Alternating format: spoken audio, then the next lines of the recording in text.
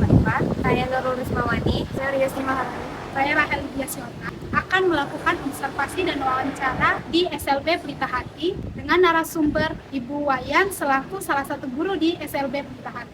Wawancara ini kami lakukan untuk memenuhi kebutuhan tugas mata kuliah perkembangan peserta didik yang diampu oleh Bapak Rifki Pratama MPD.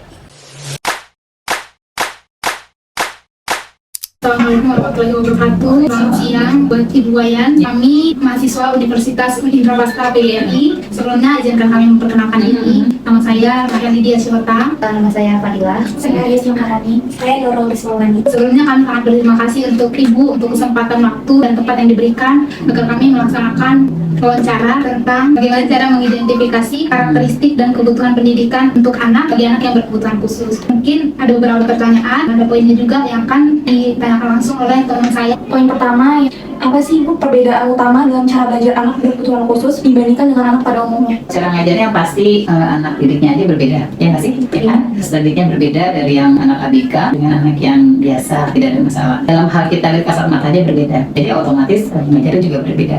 Tapi bagaimana cara perbedaan itu? Nah itu harus dilihat.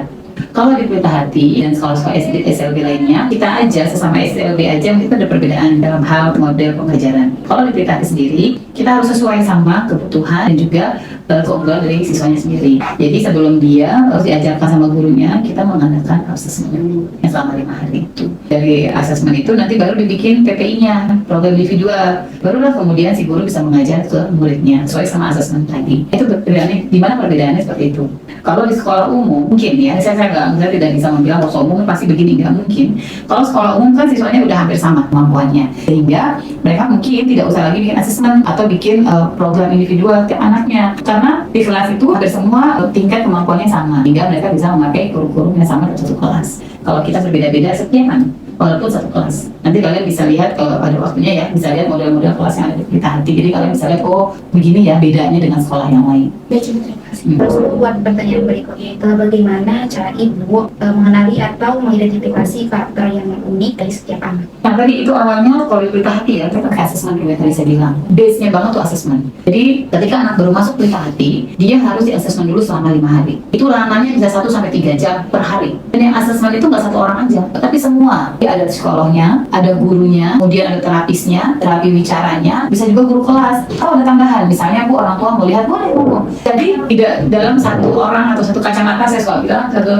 kacamata yang melihat anak itu aja, tapi banyak yang lihat. Nah kalau banyak yang lihat pasti laporan beda-beda. Nah itu kerennya. Jadi nggak semua laporan saya mungkin sama laporan TW-nya sama, pasti kita berbeda. Jadi dari 5 atau 6 orang yang mengasesmen anak satu orang itu akan dijadikan satu laporannya oleh psikolog kami. Jadi ketika misalnya udah laporan 5-6 orang itu udah jadi, dalam seminggu kita laporkan tuh ke Bu Ice. Bu Ice yang akan blend semua tuh jadi satu, merger istilahnya. Setelah dijadikan satu, nanti dibacakan ke orang tuanya, namanya evaluasi awal. Nah evaluasi awal terdiri dari bagaimana kekurangan anak itu, kemudian kelebihannya, kemudian dibuka lagi kebutuhannya, habis kebutuhannya apa, programnya apa. Nah setelah dia udah jadi tuh dibacakan ke orang tua, kalau memang dia mau di Pelita Hati, kita bukan PPI-nya tadi. Jadi bisnis semua dari asesmen. Dari asesmen itu kita bisa mengidentifikasi sejauh mana sih anak itu kemampuannya, apa sih yang mau dikerjain, programnya apa sih, gurunya siapa, cocok nggak dia sama muridnya, cocok nggak programnya, itu yang kita menemukan identifikasi karakternya dari situ. Mungkin bisa lanjut ya, Bu? Ya. Tadi kan di Pelita Hati ini kan kemampuan anak tuh setiap anak berbeda-beda ya.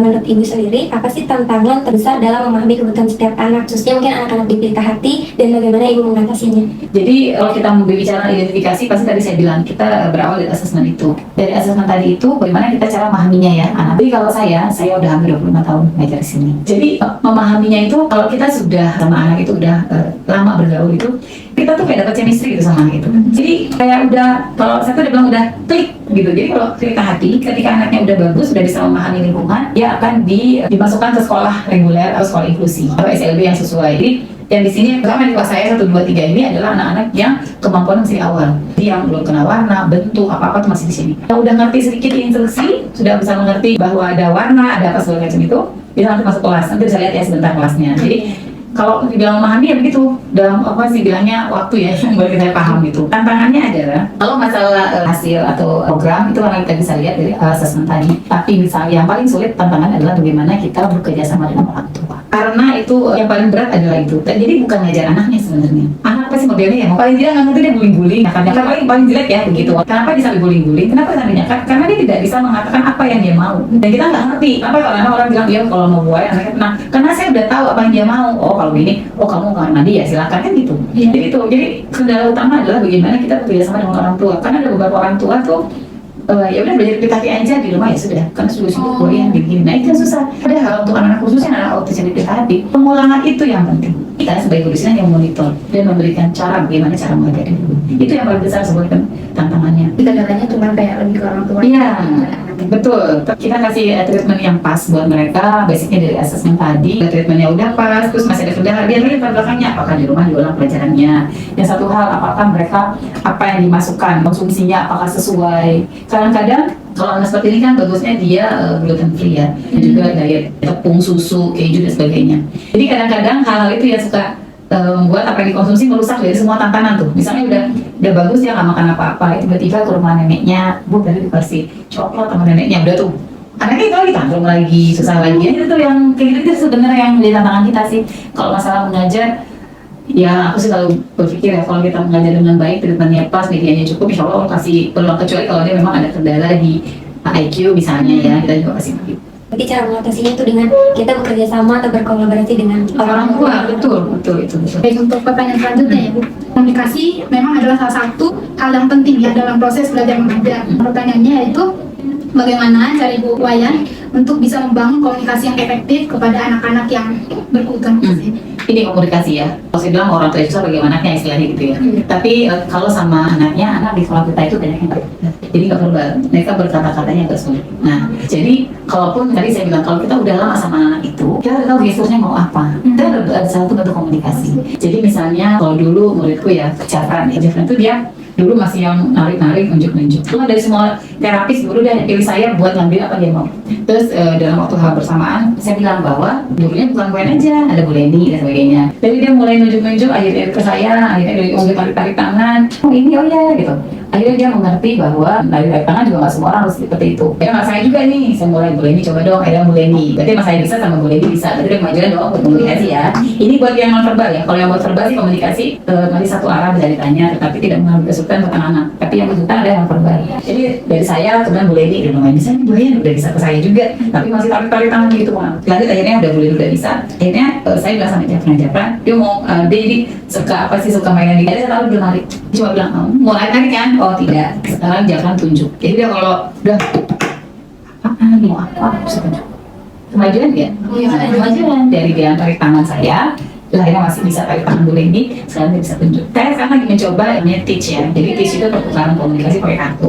Tapi agak sulit buat Jafran. Jafran itu hanya bisa ngelihat aslinya dengan aslinya. Jadi nggak bisa asli dengan gambar. Even itu saya foto. Jadi komunikasinya masih seperti itu Mbak. Dengan anak seperti ini kita bilang tektokannya agak susah. Jadi hanya satu arah. Misalnya gini, namamu siapa? Elo. Elo nggak bisa nanya balik. Nama ibu siapa? Mungkin kakak bisa nanya nanti. Namanya siapa? Dia bisa jawab Elo. Tapi Elo tidak bisa tanya kakak namanya siapa. Belum sampai situ. Jadi untuk anak seperti ini memang untuk komunikasi ada hal-hal yang amat sangat sulit dan harus dipelajari. Baik, mungkin di poin pertama pertanyaan kita sudah habis ya. Di poin kedua yang juga itu tentang mengembangkan strategi pendidikan inklusif. Sebelumnya itu kan pendidikan inklusif adalah proses pendekatan ya dalam sistem pendidikan yang memberikan kesempatan bagi semua anak, termasuk juga anak berkebutuhan khusus, tanpa adanya diskriminasi atau tanpa memandang perbedaan baik itu fisik, mental dan juga sosial. Nah, pertanyaan pertama itu bagaimana cara ibu atau guru-guru di Pelita Hati ini menciptakan suasana belajar yang nyaman bagi siswa dengan berbagai karakteristik yang berbeda. Pelita Hati ada sekolah yang khusus untuk anak autis tadinya, akhirnya berkembang, jadi banyak yang kesulitan belajar dan sebagainya, kecuali yang tidak bisa menangani seperti tunanetra dan tunarungu. Nah, mereka memerlukan keahlian misalnya tulisan braille, kemudian pakai bahasa Sidi ya. Jadi Pelita Hati menerima banyak aneka ketidakmampuan, aneka keterlambatan. Dari usianya 2 tahun kami pernah menerima, terus 1 tahun malah sampai terakhir itu pertama kali masuk umur 10 tahun. Nah, bagaimana kami menerima keanekaragaman itu? Yang pertama adalah bahwa basicnya tadi asesmen tadi. Jadi kita bagi ini basic. Jadi kalau misalnya udah sampai asesmen kita udah tahu apa pelajaran start point kita di mana ngajar, itu udah kesananya udah kurikulumnya apa, medianya, pembelajarannya, modelnya apa, itu udah langsung apa sih tune in ya istilahnya kayak gitu. Jadi terus bagaimana teman-teman juga yang si A, si B, si C ini bagaimana akhirnya kita menerima itu semua. Paling gini Mbak, kalau kita udah terjun ke dunia, ke PLB ya, ke anak ABK, itu tuh kita udah dengan hati ya, dengan hati tuh udah oh ya ini si A, ini si B, ini itu mengalir aja semua. akan ngalir dengan sendirinya. Jadi kalau misalnya tanpa kita melihat semua ya, mungkin ini si orang Batak, sini agamanya Kristen, ini Hindu. Kami nggak lihat, tapi dari aslinya adalah bagaimana kami mengajar dengan benar itu lihat dari kemampuan masing-masing muridnya. Kalau sudah akhirnya kami sesuai sama kemampuan muridnya itu udah nggak ada lagi tuh yang tadi salah-salahan. Jadi paling tidak kita kalau udah ngumpul setiap hari Jumat itu cuma ketahui, tau nggak tadi si A begini, si B segini, gitu-gitu aja. Mengalir aja dengan sendirinya. Berarti dengan untuk membuat kelas yang nyaman itu dengan memahami karakteristik anak-anak. Betul. Gimana caranya dengan tadi balik lagi ke asesmen itu? Untuk selanjutnya Bu, bagaimana Ibu mengelola dinamika kelas inklusif agar semua anak itu merasa dihargai dan didukung? Saya mengandaikan aja deh, walaupun saya tidak tahu ya apakah anak-anak ini mengerti dalam arti udah dihargai atau tidak. Kalau kita absen satu-satu, kamu nggak dihargai nggak masalah. Misalnya konteks satu ini, eye contact ini, kamu nggak dihargai nggak masalah. Nah, itu caranya. Jadi kalau dalam mengajar, anaknya dipanggil satu-satu, kemudian dideketin satu-satu. Bagaimana udah bisa belum ya? Udah diajarin. Nah dengan cara itu saya pikir anak pasti dihargai ya sama kita dan terpenuhi. Dan juga satu hal lagi, setelah belajar kita ada waktu sekitar 30 menit ya, nggak sampai sekitar 20 menit. Dia boleh merefleksikan apa yang dia mau. Misalnya udah selesai belajar, dia pulang jam 11, berarti jam 11 kurang 20 dia boleh bermain istilahnya. Jadi, kamu mau main apa? Mau main, silakan ambil. B mau main apa? Silakan ambil. Jadi kan dia menghargai bahwa setelah dijari payah belajar selama kurang lebih 2 jam lebih, tapi ini dari gurunya. Dan gurunya begitu caranya. Deketin si A, deketin si B, deketin si C. Jadi nggak si A aja enggak, nggak si C aja enggak. Itu mah harus sama. Karena nggak ada lagi dari saya nggak usah salah-salahan. Di sini udah semua jadi modelnya sama. Mau ekonominya kelas atas bawah tingkat sedang aja semua sama. Kita masuk ke pertanyaan selanjutnya. Ya. Pelatihan atau pengembangan profesional apa yang diperlukan bagi ibu untuk meningkatkan kemampuan mereka dalam menerapkan strategi inklusif? Bagaimana saya meningkatkan ya, buat ngajarin anak itu. Jadi sekarang kan ada sistem PMM ya, program Merdeka Mengajar. Sekarang ganti lagi jadi GMM, Guru Merdeka Mengajar. Nah, salah satu item dari GMM itu adalah guru harus memiliki sertifikat webinar atau workshop berapa poin? Itu 24 poin kalau nggak salah. Nah, itu termasuk pertanyaan tadi bagaimana saya mengembangkan diri. Alhamdulillah saya sudah sampai memenuhi itu di bulan November lalu. Saya harus mencapai 24 poin. Jadi salah satu caranya gitu. Jadi ikut workshop dan sebagainya. Dan tadi saya juga sebetulnya ada Bu Ica ngisi Google Form kayaknya. Dia cuma bertanya, oh ya, apa yang kamu sukai waktu kamu webinar? Saya ngomong gini, Bu, buat saya webinar itu yang baru, yang real, yang bisa dipakai sama sekolah, yang biasa bisa terapkan ke itu yang saya paling suka. Jadi maaf ya, nggak kan yang model kayak ceramah apa ya, agak boring ya dengerin. Tapi yang misalnya kayak kemarin saya beberapa kali ikut dari Google SLB 12 itu tentang bagaimana cara menangani misalnya kesulitan matematika. Terus dia ngasih solusi nih, saya kelas gini, kan itu lebih oke ya buat saya. Sama nih kayaknya itu yang mau saya buat mengembangkan diri saya itu yang hal kayak gitu. Jadi maksudku ada beberapa hal yang ikut webinar, workshop, tapi yang memang bermultiguna ya buat kitanya gitu. Jadi nggak yang kadang-kadang cuma buat dengerin doang gitu. Tapi nggak suka tuh yang kayak gitu. Jadi mungkin seminar, webinar, atau workshop yang mengembangkan keterampilan guru ya, yang dari situ semua akhirnya saya bisa mengembangkan hal-hal itu yang saya dapat tadi ke murid-murid juga ke teman-teman di sini. Jadi kalau di Pelita Hati sendiri, ketika teman ada yang studi banding, stubat ya, mau stubat, mau workshop, mau webinar atau seminar, kita wajib mengadakan TOT atau mengadakan seminar kecil gitu, cuma di sekolah. Jadi apa yang kita dapat di luar, yang baru dapat di luar nih, kita akan lagi teman-teman. Jadi insya Allah teman-teman di sini tahu tuh, oh kemarin ikut kotak cerita, kemarin ikut bikin ini, ikut seminar. Mereka tahu karena saya menseminarkan kembali ya teman-teman. Baik, ini untuk pertanyaan terakhir ya Bu. Tadi Ibu ada sempat mengatakan setiap pembelajaran Ibu melakukan evaluasi. Untuk pertanyaannya adalah bagaimana cara Ibu untuk melakukan pemantauan dan evaluasi berkala terhadap kemajuan siswa berkebutuhan khusus ini? Jadi setiap hari untuk kelas yang kedua tiga ini yang masih awal itu kami punya penilaian khusus setiap hari loh. Jadi ada penilaian khusus. Itu penilaiannya penilaian di sekolah dan juga penilaian di rumah. Jadi saya tahu kalau orang tua nggak ngerjain karena tidak ada penilaian. Begitupun yang di kelas. Kalau di kelas bentuknya tiap hari tapi bentuknya laporan. Ada PR. Nah, kalau PR nggak dikerjain kita juga sama tahu kan. Oh ternyata dia nggak boleh jadi rumah nggak jadi PR. Dan kalau di kelas kita juga punya laporan report. Jadi berbeda dengan kalau saya bentuknya penilaian, misalnya anak bisa nggak bisa itu istilahnya ya. Kalau di kelas dia lebih reportnya di rumah ngapain aja. Jadi si A misalnya pulang sekolah jam 12, terus tidur, terus habis asar jam 15 belajar ABC. Nah itu orang tua tuh jarang bukan jarang ya, ada beberapa yang tidak mengerjakan itu. Jadi kita tahu tuh ketahuan. Jadi saya bilang tadi kadang-kadang hasilnya tidak memuaskan dan kendala itu yang susah. Mana kita berbantu orang tua ya. Kesannya itu kan anaknya ya, gitu kan. Kita hanya sebagai pengajar. Kita juga walaupun sepush-push apa kalau dia nggak mau ngajarin itu mau ngapain, gitu kan. Nah itu. Jadi evaluasinya itu pertama setiap hari gitu ya ada. Kemudian yang kedua setiap minggu kita mengadakan evaluasi mingguan. Jadi setiap guru itu melaporkan. Jadi kayak saya murid saya 3, saya melaporkan si A, si B, si C. Jadi teman-teman tahu tuh, oh ternyata si A anaknya gue begini, kemajuannya ini, kekurangannya ini, atau mengalami kemunduran. Jadi di hari Jumat itu, hari Jumat kita evaluasi itu. Setiap guru yang melaporkan. Jadi kalau muridnya 6, ya 6 yang melaporkan murid. Kemudian ada setelah itu kita buat lagi reportnya bulanan. Jadi dari harian, mingguan, ada bulanan. Nah, bulanan itu langsung misalnya si A laporannya materi ini bisa lulus, ini baik misalnya gitu. Kemudian dari laporan bulanan itu ada juga laporan yang kita per 6 bulan yang raportan. Jadi ada evaluasi seperti itu Mbak pemantauannya. Jadi kelihatan kemajuannya. Jadi ketika kita udah sebulan 2 bulan anaknya tidak mengalami kemajuan, kita bisa langsung tuh apa ya yang salah gitu. Apa pengajarannya, apa instruksinya, apa nggak dikerjain di rumah, apa anaknya sakit, itu bisa dikerjain tuh. Karena pemantauan itu lebih cepat gitu. Jadi kalau lebih cepat kita tahu bagaimana apa progresnya. Kalau jadi bisa cepat kalau misalnya dia ada programnya bagus bisa diganti program baru atau mengalami regresi. Pantauannya seperti itu. Kalau rapotan kita seperti sama ya seperti sekolah-sekolah lain. Iya, jadi Desember per Juni. Dan rapotan PKHT nggak kayak sekolah-sekolah lain yang 1 hari per 2 hari. Jadi kita ini sehari bisa 1 sampai 2 orang aja. Jadi lama bacanya bisa sejam 2 jam.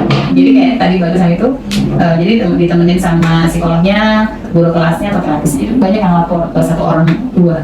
Jadi nggak bisa sehari sekali nggak bisa. Jadi saya presiden itu paling cepat tuh 10 hari. Untuk setiap pertanyaan kami telah selesai Bu. Baik, terima kasih Ibu Wayan selaku guru di SLB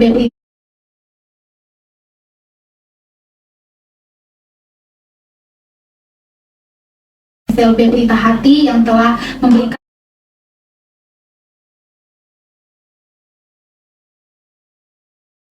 untuk setiap pertanyaan kami telah selesai Bu. Baik, terima kasih Ibu Wayan selaku guru di SLB Pelita Hati yang telah memberikan waktu, kesempatan serta edukasi kepada kami. Semoga untuk setiap ilmu yang Ibu bagikan bisa bermanfaat buat kami dan bagi mata kuliah yang sedang